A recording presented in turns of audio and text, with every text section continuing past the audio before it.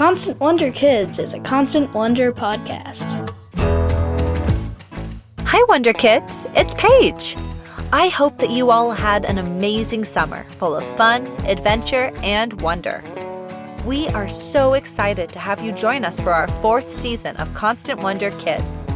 This show is all about discovering awe and wonder in the natural world with the help of fascinating experts and amazing storytellers. We have a lot of adventures in store for you. It's going to be a blast. Have you ever gotten lost before and ended up somewhere unexpected? Maybe your parents were driving you in their car and they took a wrong turn. Or maybe you were walking around a park and ended up in an area you'd never been in before.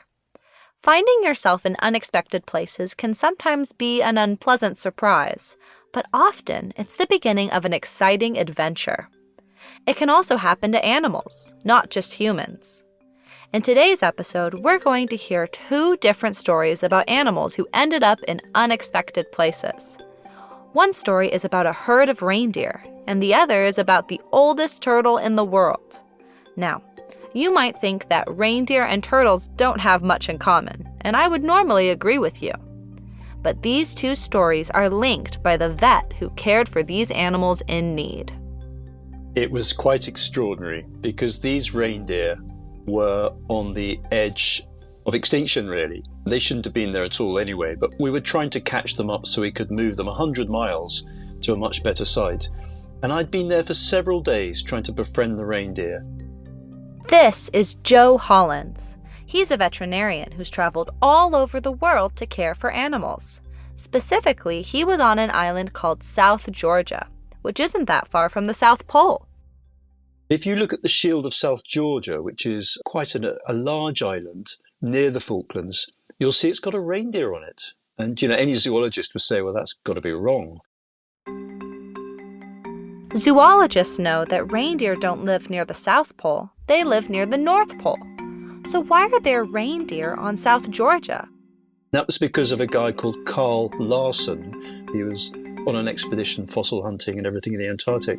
And he saw it as the place to establish the whaling industry. A beautiful island. Now, he's Norwegian. And he's got his men down there, and I guess they're a little bit bored. He brought reindeer down from Norway and established them in South Georgia. So over 100 years ago, some guy named Carl brought a lot of reindeer with him when he left Norway and traveled down by the South Pole. Now, that might seem all fine and dandy, but the reindeer population really took off. The reindeer became a problem because of the very few reindeer he took down there, 3 males and I think it was 5 or 6 females, only 1 stag survived. But believe it or not, they bred up to 7,000. 7,000 reindeer, inevitably ravishing the landscape and damaging the breeding grounds for the penguins and seabirds and the seals. The reindeer were destroying the environment around them and also starving because they had eaten most of the food available to them. Because the reindeer weren't doing well and also harming other endangered species, officials decided to get rid of most of the reindeer who were living on South Georgia. But not all of them. That's why Joe entered the scene. It was his job to rescue and move a small group of 13 invasive reindeer to keep some of these unique South Pole reindeer alive. They had tried to catch the reindeer the year before. They used motorbikes and they had a ship standing offshore. Motorbikes with reindeer. They forgot reindeer can swim. Motorbikes can't swim. The reindeer jumped in the sea and then everybody on the motorbikes went, oh, now what? They abandoned the effort, which is why I went solo with a tent and with a lot of food and just lived with them to what we'd call habituate them to my presence. To help the reindeer, Joe needed them to be comfortable around him. And so he began to win the reindeer over with food. They're reindeer. They specialize in moss. That's their real candy. They have a special enzyme in their gut to digest moss, the only animal. I didn't have any moss, so I took a whole load of different feeds, cattle nuts for pellets. I tried a hay. It was useless. But I tried, on a whim, and I didn't think it would work, molasses sugar beet, which I thought would be useless, but it wasn't. It was nectar to them, absolute nectar.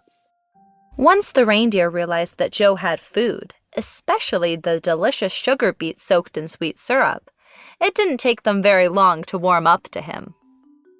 I got up one morning out of my tent, unzipped the tent. There I was on the neck of the peninsula, lovely sea air, the sort of nice briny atmosphere. All 13 reindeer were sitting down, lying down around my tent, chewing the cud. I could not believe it. So up until then, I was seen as a potential threat or possibly a predator, but they befriended me because I was the candy man. I was bringing food. Those sugar beets worked super well. I had a bucket of it. It'd been soaking overnight, so I reached into the tent and grabbed it very gently. I didn't want to spook them. It was literally my Pied Piper moment. I walked into the enclosure we'd made out of cattle hurdles, these great big gates, and they followed me because they knew I had this bucket of food, good sense of smell. And then I distributed it over the ground, and they all came in and started eating it.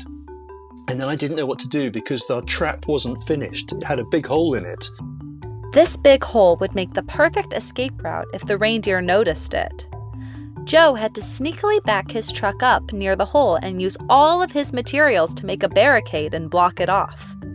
Luckily, the reindeer were so distracted by the delicious food that they didn't notice any of Joe's sneaking around. Once he was done, Joe was able to pack the reindeer up and move them to a different area on the island where they could be safe and comfortable. It had lots of permanent water, beautiful rising ridges and cliffs, all the rocky outcrops, masses of lichen and moss, the food they love. So they thrived there. We had 4 babies almost immediately, and so the numbers went up, and now they're well over 80. The reindeer had a happy ending thanks to Joe, even though they lived in an unexpected place. As a vet, Joe has also spent time living on a different interesting island called St. Helena, located in the middle of the Atlantic Ocean. St. Helena is one of the most remote places you can live in the entire world. When Joe lived there, it took 7 days to reach the island by ship. However, this faraway island was home to a very famous resident, Jonathan the giant tortoise. He's a Seychelles giant tortoise. He's a gentleman of a tortoise. He's a lovely beast. Weighs about 180, 200 kilograms. That's 400 pounds to 440 pounds. And he is the oldest known living land animal in the world. So at the moment we say he's 193. 193 years old? That's one old turtle. And Joe says that 193 is the youngest that Jonathan could possibly be. He might be much older. We can't be sure, and he could be over 200. We've taken really the fair minimum that he could be. And that's because we know, fortunately, that he was landed in 1882 fully grown. So Jonathan, when he was landed, could have been 60 or 70, we don't know, but we've taken it as 50.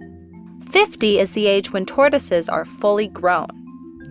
So Jonathan the giant tortoise has been living on St. Helena since 1882. That's a long time. But how did he end up there? Giant tortoises don't normally live on St. Helena naturally. Quite a lot of giant tortoises were gifted as diplomatic gifts around the world for one very good reason, that they were delicious. They were easily herded and collected and stacked on board boats, and they provided a never-ending source of fresh meat. So it's horrible to contemplate, but they were basically stacked in the holds and eaten. And I think obviously they were novel, and it would make a very good diplomatic gift. Thankfully, Jonathan wasn't eaten, and instead was given as a present to the governor of St. Helena. For about 150 years, he's been living happily on the island. However, when Joe was called in to care for Jonathan as a veterinarian, the giant tortoise wasn't doing very well. When I arrived, he had reached a period of decline, a vicious circle. So the reason giant tortoises usually really die is something catastrophic. They fall on their backs, or possibly the heart wears out, or they get bladder stones, or they go blind and can't graze anymore. He'd gone blind, and I observed him eating earth. He's lost his sense of smell too. That's important. They have a good sense of smell, but he can't smell a peach if you put it in front of his nose. So he'd gone blind, lost his sense of smell, wasn't eating properly. I'd observed him eating dry leaves, soil, twigs, just grabbing at whatever he could because he couldn't see it. And because of that, he'd become very thin and malnourished. Joe was worried about Jonathan and knew that he needed to get this poor blind turtle more food to eat. So we started hand feeding him once a week to boost his calories. What he was suffering from was also a deficiency in those vital drivers of our metabolism: vitamins, minerals, and trace elements. Wow! He rejuvenated. He put on weight. He became more active. He started striding around the paddock. It was a miracle. It was a miracle. I mean, it surprised me more than anybody, I think. Soon, Jonathan was back to walking around and enjoying life on St. Helena. However, he still made Joe nervous every once in a while. I got that dreaded phone call from somebody who was a little bit gleeful about it, to be honest. I think they thought they were involved in a great event, you know, the death of Jonathan. And they had been jogging through the tortoise corridor. And they phoned me up at work and said, Jonathan's dead, that he was stretched out on the lawn. And you can't really imagine a tortoise stretching out. I was scratching my head over this. But he was right that he was stretched out. I rushed down there with my colleague, and there he was, stretched out on the lawn, eyes closed and everything. And the one thing I did think was, surely they die with their eyes open. You know, it's only in movies that the eyes are closed. So he was stretched out, and he had a very long neck. They have long necks so they can reach up and graze, pull off leaves from scrub, and very long snake-like leg. All his legs splayed out like the collapsed pillars of a Greek temple. He looked dead. But as soon as I touched him, he bolted back into life. Thank goodness. And then I discovered he was sunbathing. They are, of course, poikilotherms. They're cold-blooded. And I now know that they expose as much skin as possible to the sun after a chilly night. It had been a chilly night to warm their blood. And that's what he'd been doing. So that was a scare. And funny enough, I got a phone call, a year or two later saying the same thing. And I thought, no, he's not dead. But I went down anyway. He was fine. Jonathan was able to live on for many more years, sunbathing and enjoying life on St. Helena. All thanks to Joe and his dedicated care. Caring for animals on remote islands where they're not technically supposed to be can be a bit of a challenge, but Joe is dedicated to making sure these animals are given the care that they require. It's my job to look after them no matter what or how they got there. Why they're there is always down to humankind, us. We're the species that's interfered. And so if they are mislocated in the wrong place, and if you can't take them back, they have to be cared for, but in the best way possible. Helping these remarkable creatures allows Joe to experience the wonder of the animal world, and I'm glad that he's finding a way for these creatures to thrive in their environments. Thanks to Joe, we have healthy reindeer near the South Pole and a happy turtle who's nearly 200 years old. That's pretty wonderful to me.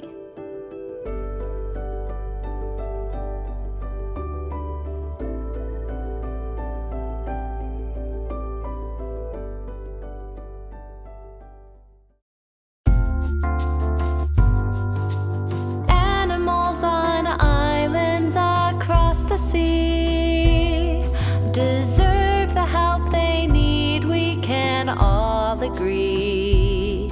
A vet helps the lost reindeer and a turtle so old. A happy ending for the story we told.